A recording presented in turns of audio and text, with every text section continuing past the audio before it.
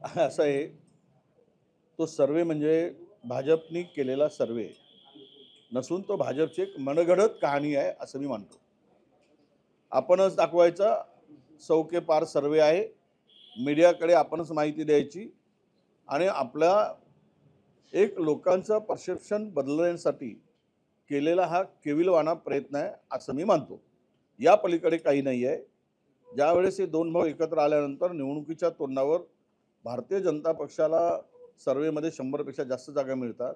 त्यांचाच सर्व्हे त्यांनाच माहीत, त्यांनीच केला, दुसऱ्याला काय माहीत? तेच मीडियापुढे सांगायचं.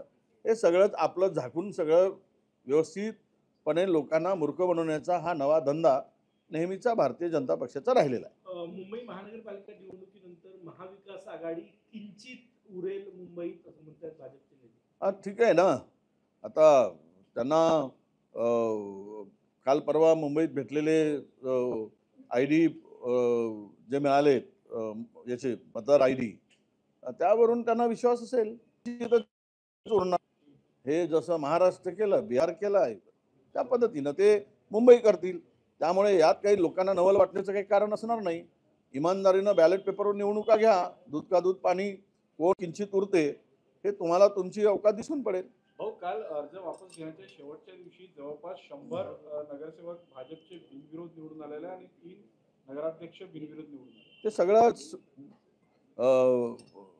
दादागिरी, गुंडगिरी, पैसा, दबाव यंत्रणेचा वापर यामुळे हे 100 आहे. ठीक आहे. असंच करून जर पैशाचं प्रलोभन देऊन, दबाव तंत्राचा वापर करून, पोलीस बळाचा वापर करून, गुंडगिरी करून, दादागिरी करून, धमकावून जर निवडणुका होत असतील आणि अनपोच झाले म्हणून पाठ थोपटून घेत असतील तर तर ते होणार. आता ते बोगस व्हॅलिडिटी मंत्री राणांच्या आई ते राजपूत आहेत. राजपूत भामट्याची जोडलेली आहे जात प्रमाणपत्र. ते राणा जे जळगाव जिल्ह्यातील मंत्री आहेत, पणन मंत्री, ते राजपूत भामटा झालेत. ते मूळ राजपूत आहेत. राजपूत भामट्याचं प्रमाणपत्र घेऊन ओबीसीचं जात काय सर्टिफिकेट काढली, त्याचे पुरावे आले आहेत आमच्याकडे. तर हे सगळं करा. आता सत्ता तुमची आहे, पॉवर तुमच्या हातात आहे. त्याचा वापर करून, यंत्रणेचा वापर करून लोकशाही पायदळी तोडवण्याचं तुम्ही ठरवलंच आहे, तर तुम्हाला कोणी रोखूच शकत नाही असा त्याचा अर्थ होतो. मुख्यमंत्र्यांचे मामे भाऊ सुद्धा बिनविरोध चिखलदरामध्ये झालं ना. तेच विचारला, त्याचंच उत्तर मी दिलं. परत पुन्हा ते काय मामे भाऊ येऊ देत, उद्या आते भाऊ आणतील, सगळंच आणतील. त्याच्या संदर्भातली यशोमती ठाकूर आमच्या मंत्री आहे, माजी मंत्री, त्यांनी त्याचं उत्तर काल दिलेलं आहे.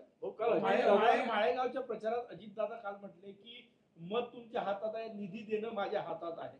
जर तुम्ही माझ्या मतांमध्ये काट मारली तर मी देखील कामांमध्ये काट मारली. हो, आता ते सगळीकडेच तसं धमकवून आहे ना. आज एक व्हिडिओ व्हायरल होतोय नगरमधला आहे की कुठला तरी, ते आमच्या भारतीय जनता पक्षाच्या महिला नगराध्यक्षाच्या उमेदवार आहेत.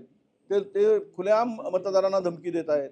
तुम्हाला घरकुल आम्ही दिले, 2 हप्ते आम्ही टाकलेत, खबरदार माझ्याशी गाठ आहे, मत नाही दिलं तर बघून घेईल, एकेकाला लोडवीन, असं ते अशा धमक्या चालल्या आहेत.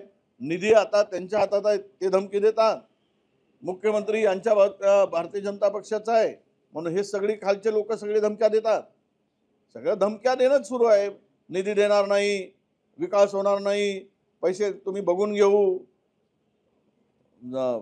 हे काही मला वाटतं की या सगळ्यामध्ये फेअर निवडणुका होणार का हा खरा प्रश्न आहे. स्वच्छ पारदर्शी निवडणुका होतील का हा खरा प्रश्न आहे. आणि त्यामुळे आता जनता सगळं बघताय. म्हणजे एकीकडे मालही आहे आणि माल देऊन जर नाही, माल देतात. माल भरपूर झालेला आहे. आता इतका माल प्रचंड झालेला आहे. माल म्हणजे धन, नाहीतर त्याचा चुकीचा अर्थ कोणी काढू नये. नाहीतर ते धन एवढं झालेलं आहे, माल लगाव माल कमाव, सगळं असं झालेलं आहे. त्यामुळे जनता ठरवेल, ज्या दिवशी डोक्यात त्यांच्या राग घुसेल त्या दिवशी माल घेतील आणि गाल सुजवतील. तो दिवस काही फार दूर नाही असं आपण विचार करू.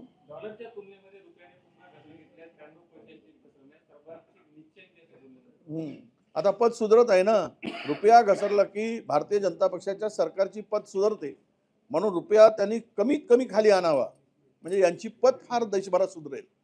थोडी जनाची नाही तर मनाची ठेवली तर त्याचा अर्थ लोकांना कळेल. आता रुपयाची घसरण होते आहे, इकॉनॉमी सगळी डाऊन झालेली आहे, देश कर्जबाजारी झाला आहे, 10.5 लाख करोडचा कर्ज या देशावर झालेला आहे. आणि हे सगळं होत असताना त्यांना पुन्हा पाठ थपटपून घेतात, सगळे मॅगझिनवर छापून घेतात की भारतीय जनता पक्षाचं सरकार, मोदी सरकार कशा पद्धतीनं काम करते हे दाखवण्याचा पुन्हा प्रयत्न आहे. मला वाटतं की बांगलादेशापेक्षा, नेपाळपेक्षा, जेवढ्या नेबर कंट्रीज आहेत त्यांच्यापेक्षाही आता रुपयाची स्थिती ही केविलवाणी झाली आहे. भारतातला रुपया रडतोय माझी अशी अवस्था केली म्हणून, आणि हे रडत असताना हे मात्र हसत आहेत सत्तेमध्ये खुर्ची उभवणारे भारतीय जनता पक्षाचे नेते. का रुपया घसरतोय, का रुपयाची किंमत कमी होते आहे, तुमचा इम्पोर्ट एक्सपोर्टवर का परिणाम झाला, तुमचा GDP मॅन्युक्युलेटेड करून का दाखवत आहे, याचं सगळं आहे. पण आता छापणारे सत्य दाखवणारे नाही, सत्य येणारच नाही. सत्य कोणी पुढे आणला की त्याला संपवण्याचं जर काम होत असेल तर देश उद्या कंगाल होऊन भीक मागणारा रस्त्यावर या सगळ्या देशाची स्थिती जगामध्ये ही पुढे बघायला मिळेल. पुणे जमीन घोटाळा प्रकरणी सध्या जबाब नोंदवण्याचं सुरू आहे. आरोपी शीतल तेजवानी यांना VIP ट्रीटमेंट देण्यात आली, तर दुसरी जे तक्रारदार आहे खरे पीडित जे आहे त्यांना साधं पाणी सुद्धा विचारण्यात नाही आलेलं आहे. एकूण ती जी ट्रीटमेंट जी मिळते ज्या पद्धतीने, बरोबर आहे ना. माल घेणारा कोण आहे, तर तेजवानी कडून घेणारा जे जमीन आहे ते तो माणूस इतका मोठा आहे की त्याला जमीन विकणारी गरीब कशी. जो व्यवहार 300 करोडचा होतोय, आता आजकाल जर संपत्ती पाऊंड ट्रीटमेंट मिळत असेल, धन पाऊंड ट्रीटमेंट मिळत असेल, तर गरिबांनी न्यायाची अपेक्षाच ठेवू नये. गरिबाला न्याय दुराभास झाला आहे. गरीब पोलीस स्टेशनची पायरी चढूच शकत नाही अशी अवस्था झाली आहे. गरीब कोर्टामध्ये जाऊ शकत नाही न्यायासाठी. ही व्यवस्था देशामध्ये निर्माण झालेली आहे. आणि त्याचाच तो एक भाग आहे की तेजवानीला VIP ट्रीटमेंट आणि इतरांना मात्र वाईट ट्रीटमेंट. म्हणजेच हे सगळं प्रकरण यांची मिलीभगत आहे हे आता सिद्ध झालेलं आहे. हे थोडासा पुढे आलं म्हणून, नाही तर आतापर्यंत हे 1800 कोटीची जमीन घिसात घातली असती. अशा करोडोच्या जमिनी आता घशात घातलेल्या आहेत. पुढे येईल ते, त्याचं सुरू आहे. सगळे माहिती मागवणं सुरू आहे आमची.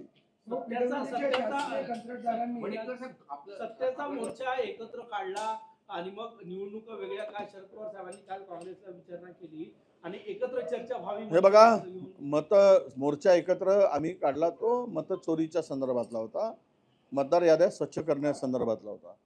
शेवट आयडिओलॉजीचा विषय जो येतो तिथे मनशेशी आमची वैचारिक आयडिओलॉजी किंवा आमच्या विचारधारा पक्षाशी जुळत नाही. त्यामुळे त्या ठिकाणी तो विषय आलेला असावा.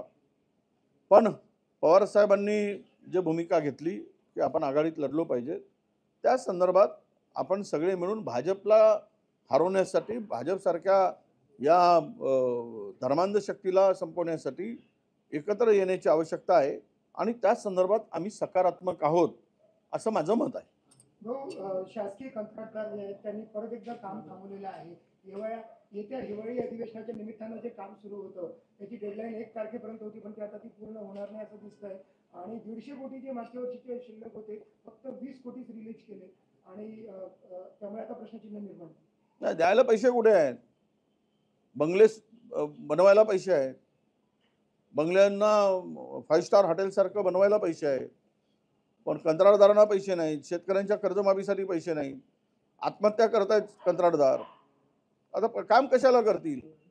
थोडे पैसे द्यायचे आणि काम करून घ्यायचं आणि मग त्याला 5%, 2%, 10% असे पैसे देत राहायचे.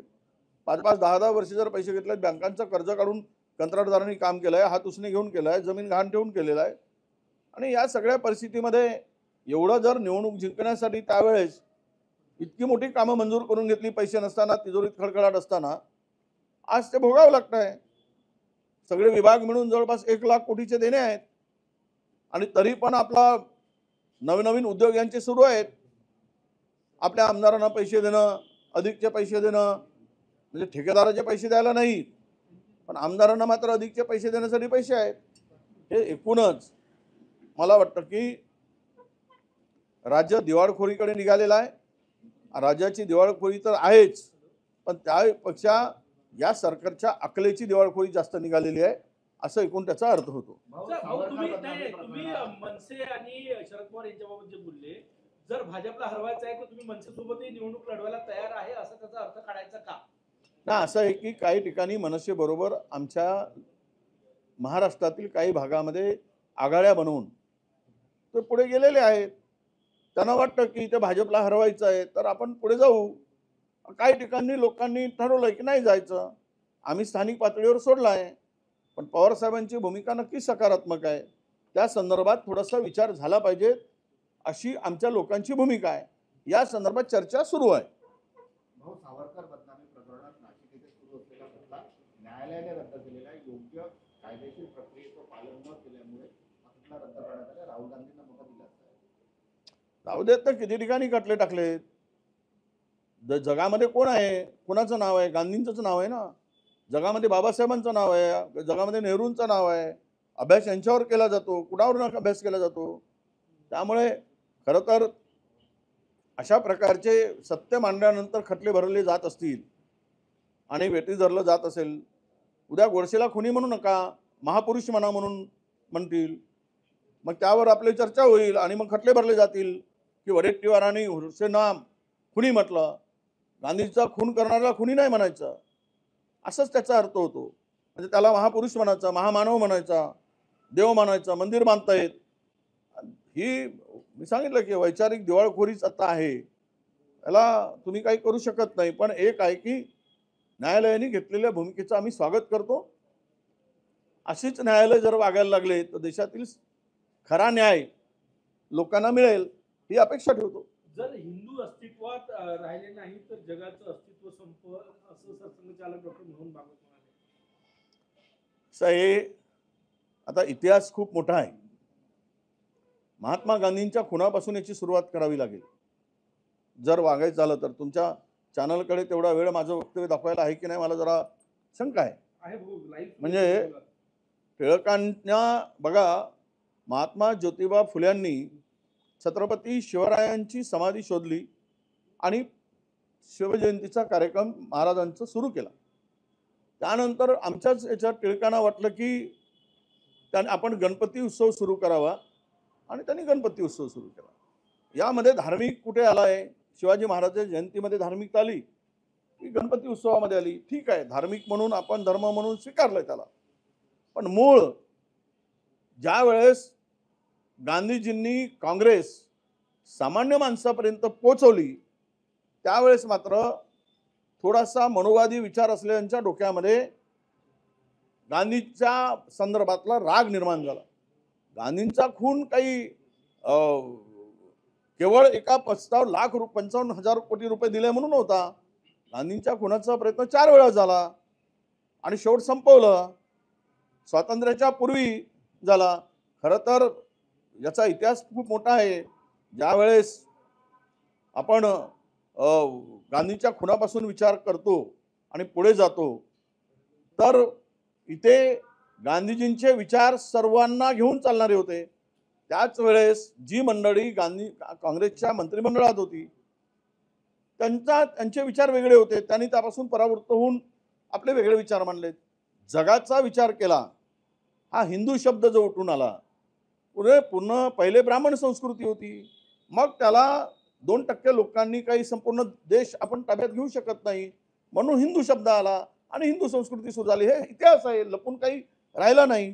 ठीक आहे, आता हिंदू म्हणण्यापेक्षा संतांनी जे विचार पिरलेत या देशामध्ये, संत महात्म्यांनी, की हा देश इंग्रजांनी जे काही दरी निर्माण केली हिंदू मुस्लिमांची, त्याच्या पलीकडे देश न्यायचा असेल तर मानवता दृष्टिकोन ठेवून देशाला पुढे नेलं पाहिजे, माणुसकीच्या दृष्टीने पुढे नेलं पाहिजे, हे विचार होते, हे भूमिका होती। पण अलीकडे हिंदू म्हणून आपले धर्मान हिंदू म्हणून मुस्लिम म्हणून जर धार्मिक तेढ निर्माण करून मताची बिदागी मिळवून सत्तेची खुर्ची मिळवता येत असेल तर मोहन भागवतांचं म्हणणं खरं आहे।